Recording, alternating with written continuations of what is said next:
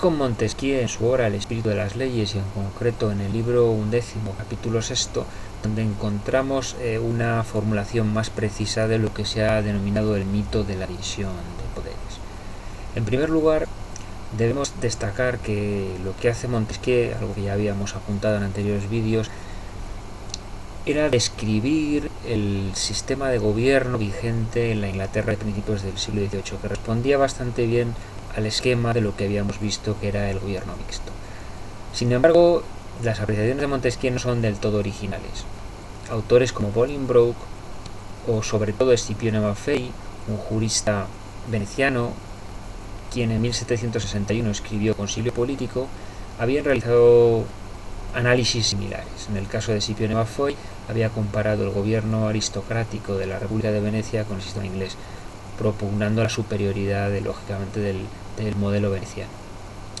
Otro problema que plantea el famoso capítulo 6 del libro 11 del espíritu de las leyes es su anclaje con el resto de la obra de Montesquieu,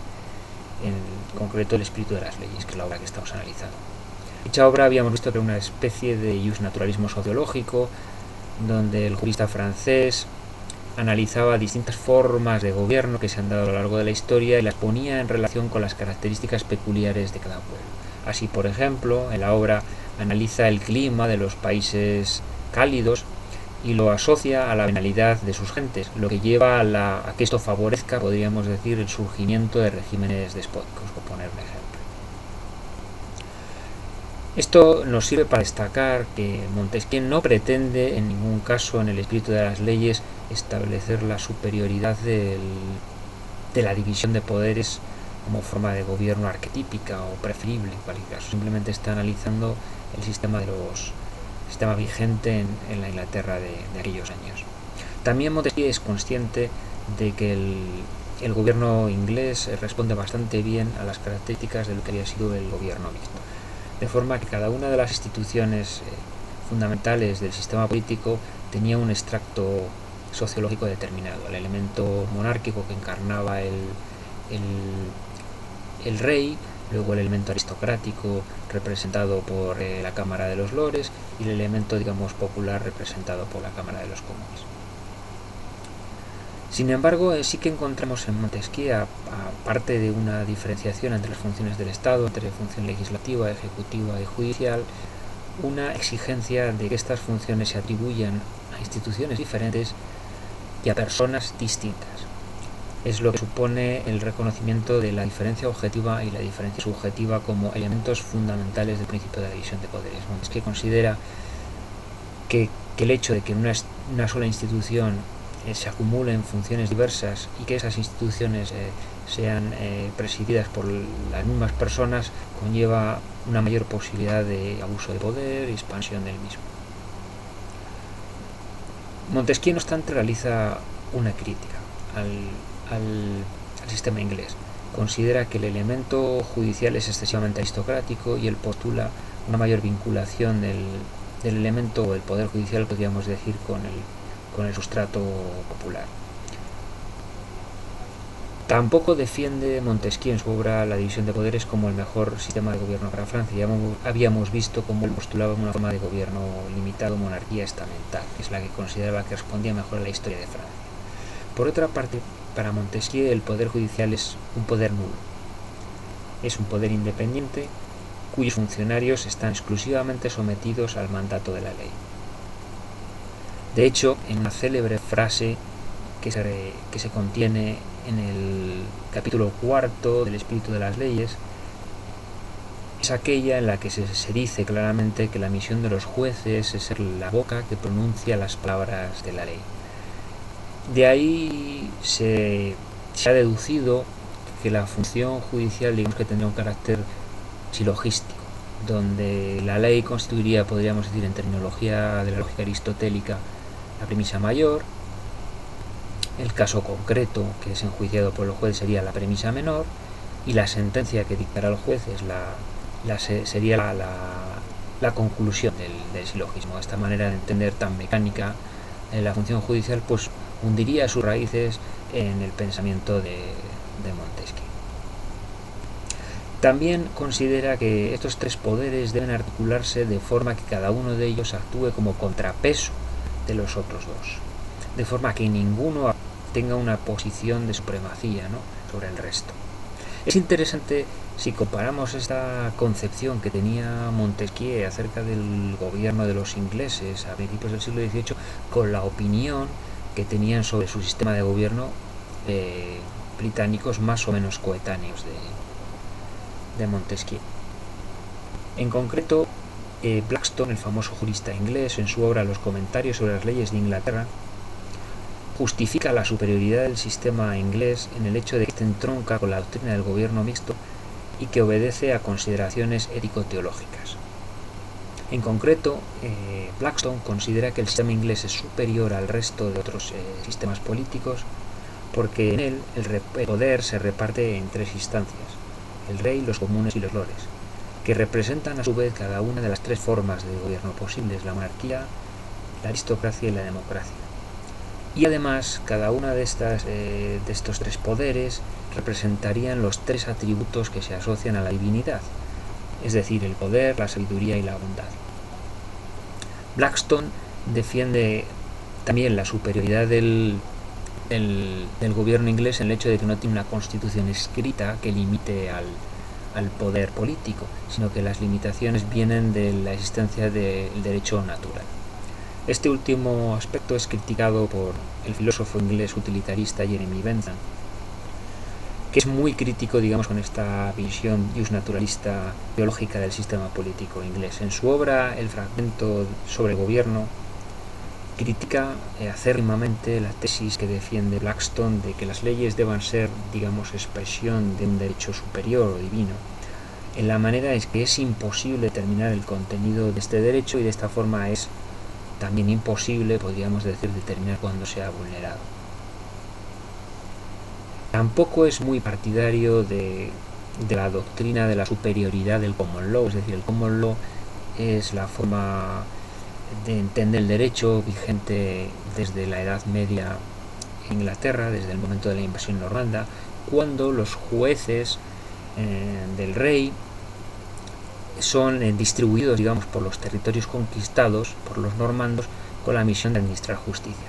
Y administran justicia de una manera jurisprudencial, es decir, creando el derecho al mismo tiempo que van resolviendo los casos. En el siglo XVII, en el marco del enfrentamiento contra el absolutismo regio, un jurista que se llamaba el juez Coke estableció la superioridad del common law con respecto a los dictámenes, los decretos emanados por parte del rey. Tampoco, como hemos dicho, Jeremy Bentham estaba de acuerdo con esta superioridad del common law. Él postulaba la primacía del derecho escrito, códigos normativos, sobre un supuesto, lo que llaman supuesto gobierno de los jueces. Un poco la idea que luego vamos a encontrar en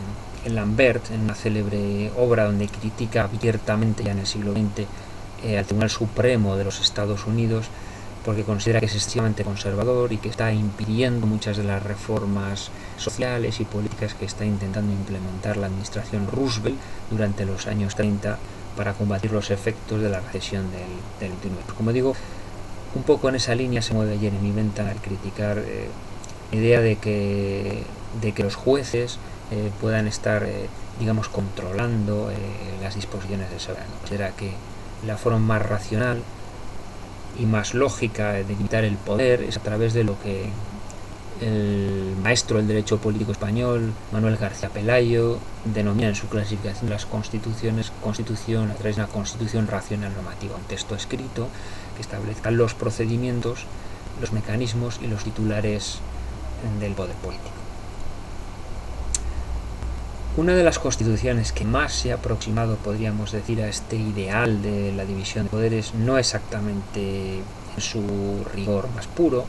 es la Constitución Americana de 1787. Es una constitución que más o menos obedece a esta clasificación tripartita de los tres poderes, ejecutivo, legislativo, judicial, y que establece una serie de equilibrios entre ellos, aunque con una cierta primacía, podríamos decir, del poder ejecutivo, como ahora veremos. En primer lugar, uno de los grandes mitos que se ha construido acerca de la Constitución americana es el hecho de que es una Constitución democrática. Como muy acertadamente pone de manifiesto el filósofo de derecho argentino Roberto Gargarella, la Constitución norteamericana de 1787 no es democrática y nunca buscó serlo. De hecho, precisamente su arquitectura institucional podríamos decir que intenta funcionar como un dique de contención frente a los excesos del gobierno popular. La sociedad americana de finales del siglo XVIII, la sociedad americana que ha ganado la guerra y la independencia a los ingleses, es una sociedad bastante desigual, con una minoría, podríamos decir, muy rica y una mayoría de pequeños propietarios, no excesivamente acaudalada. Básicamente, la arquitectura constitucional de la Constitución de 1787 lo que intenta es frenar a esta mayoría, podríamos decir, más irracional, más inculta. De hecho, el extracto democrático dentro de esta arquitectura constitucional vendría representado por la Cámara de los Representantes, el Congreso de los Estados Unidos, cuyo poder se vería contrarrestado por un fuerte poder ejecutivo que es de elección indirecta, es decir, el presidente de los Estados Unidos no lo eligen directamente los ciudadanos, sino lo eligen compromisarios que son elegidos en cada uno de los estados de la Unión. Y luego también habría una segunda cámara, el Senado, que sería un poco expresión del poder de los estados. Es una cámara, podríamos decir, de representación paritaria y que además tiene funciones de asesoramiento y de control y juicio político respecto del presidente de los Estados Unidos. Luego, el poder judicial en los Estados Unidos no es, a diferencia de lo que postulaba Montesquieu, un poder, digamos, de extracción democrática, con jueces elegidos con mandatos periódicos por los ciudadanos. No así, al menos, por lo menos, sí, evidentemente a un nivel más de distrito, más cercano a la ciudadanía, pero estamos hablando de un nivel de, digamos, el vértice de lo que sería la organización judicial. Estoy hablando del Tribunal Supremo de los Estados Unidos, donde sus miembros son de elección vitalicia y son elegidos por el presidente del gobierno de los Estados Unidos, es decir, por la cabeza del Ejecutivo, con el dictamen favorable del Senado. Es decir, aquí vemos una flagrante violación del principio de la división de poderes tal y como es defendido por Montesquieu en el espíritu de las leyes. Otra formulación en la que no me voy a detener, quizá incluso más estricta del principio de la división de poderes, es la famosa Constitución del año tercero, durante el seno de la Revolución Francesa, es la famosa Constitución del Directorio, que además tiene un ejecutivo colegiado, etc. No me voy a detener demasiado en detalles de arquitectura constitucional, solamente especificar que quizá haya sido la plasmación más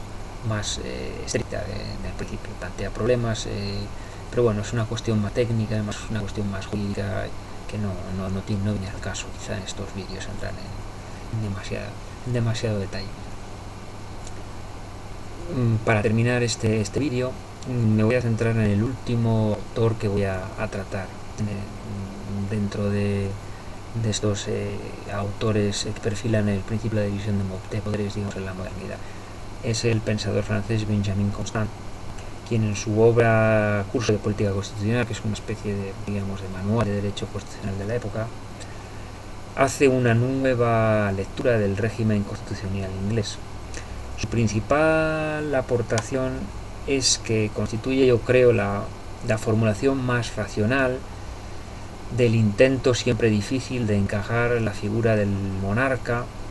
con la modernidad constitucional que ha resultado vencedora, digamos, de los procesos revolucionarios que se han vivido durante el siglo XVIII, tanto la Revolución Francesa como la Revolución Americana.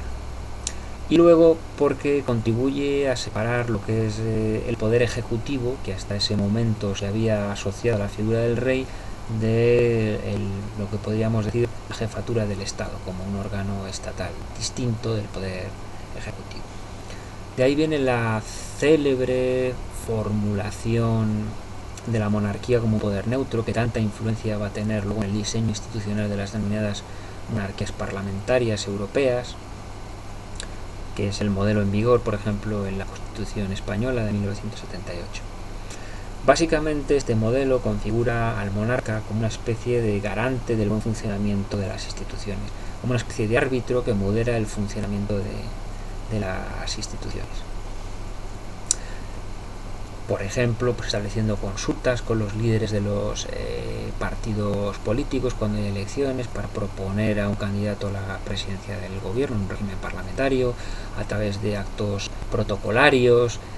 actos puramente formales que necesitan refrendo, es decir, autorización por parte de otros órganos del Estado, como puede ser firma de tratados internacionales, determinados nombramientos de cargos institucionales, etc. Para Constant, también podríamos decir que hay 5 poderes en el Estado frente a la clasificación tripartita clásica del principio de la división de poderes, siendo uno de ellos, como hemos visto, pues el poder moderador o el poder regio.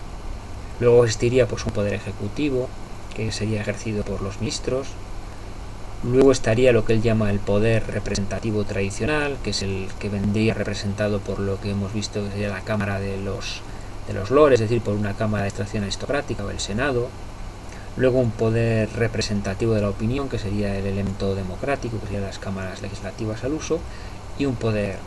judicial. En un próximo vídeo, ya que posiblemente sea el último que vaya a grabar acerca de este tema, hablaremos de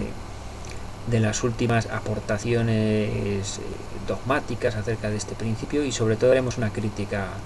del mismo. Veremos sus insuficiencias y por qué es un principio que tampoco nos garantiza